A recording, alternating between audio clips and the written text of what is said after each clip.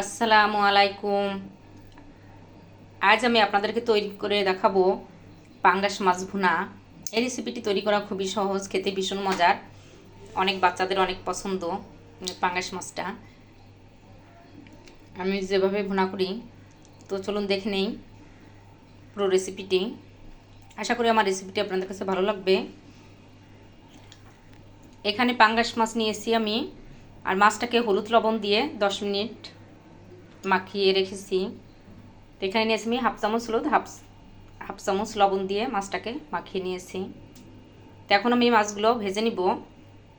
মাছগুলো ভাজার জন্য প্যানে তেল গরম করে নিয়েছি, এখন মাছগুলো দিয়ে দিব। আর এই পাঙ্গাস মাছটার তেলটা সেটে এজন্য দূর থেকে মাছগুলো দিয়ে দিতে হবে।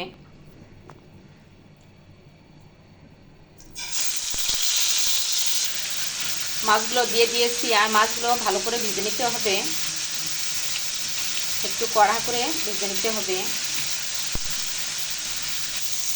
মাছগুলো ভালো করে এক পাশ ভেজে নিয়েছি, এখন উল্টে দিব। এইভাবে কড়া করে ভেজে নিতে হবে মাছগুলো। মাছগুলো এক পাশ ভাজা হয়ে গেছে, আর এক পাশ উল্টে দিয়েছি। ওই পাশটা অন্যভাবে ভাজা হলে তুলে নিব।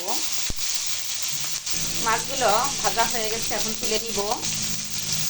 মাছগুলো ভেজে তুলে নিয়েছি, এখন দিয়েছি পেঁয়াজ বাটা, দিয়ে দেবো 1 চামচ রসুন বাটা।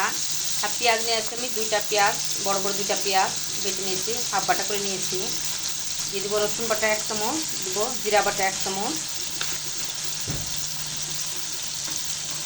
ধনিয়ার গুঁড়া 1 চামচ, মরিচের গুঁড়া দিব হাফ চামচ, আর ঝালটা আমাদের স্বাদ মতো দিব। আর এখানে আমি কাঁচা মরিচ দিব। হলুদের গুঁড়া দিব হাফ চামচ, দিব কাঁচা মরিচ। তো সব মশলা দিয়ে আমি ভালো করে ভেজে নিব কাঁচা মশলাটা, কাঁচা মশলার কোনো স্মেল না থাকে। আর মশলাটা যত ভালো করে ভাজা হবে, ভুনা হবে, তত ভুনাটা খেতে মজা লাগবে, স্বাদ লাগবে। কাঁচা মশলাটা ভালো করে ভেজে নিব। দিয়ে দিব লবণ, 1 চামচ লবণ নিয়েছি। আর লবণটা দিলে কাঁচা মশলার সময়, ভাজার সময় মশলাটা সেটে না। মশলাটা ভালো করে ভেজে নিয়েছি, আর মশলার গায়ে যে পানিটা ছিল পানিটা টেনে গেছে। এখন মশলাটা কষানোর জন্য দিয়ে দিব সামান্য পানি। আর মশলাটা যত ভালো কষানো হবে, ভুনাটা খেতে ততটা স্বাদ লাগবে। মশলাটা ভুনা হয়ে গেছে, উপর দিয়ে তেল ভেসে উঠছে। এখন দিয়ে দিব মাছগুলো দিয়ে আমি কষিয়ে নিব মশলার সাথে। মাছগুলো কষানোর জন্য দিয়ে দিয়েছি, এক পাশ একটু হয়ে গেলে আরেক পাশ উল্টে দিব।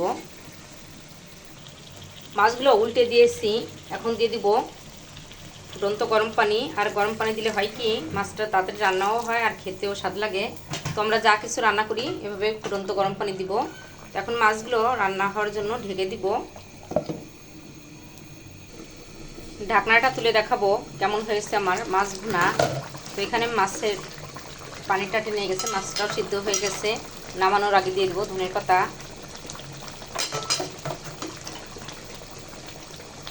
তৈরি হয়ে গেল আমার পাঙ্গাস মাছ ভুনা, আর খেতে ভীষণ মজার। তো আপনারা বাসায় ট্রাই করবেন, আর কেমন হলো আমাকে কমেন্টস করে জানাবেন। আমার রেসিপিটি যদি আপনাদের ভালো লাগে, আমার চ্যানেলটি সাবস্ক্রাইব করবেন, ফেসবুক পেজটি ফলো করে লাইক দিয়ে সাথে থাকবেন। সবাই ভালো থাকবেন, আমাদের জন্য দোয়া করবেন। আল্লাহ হাফেজ।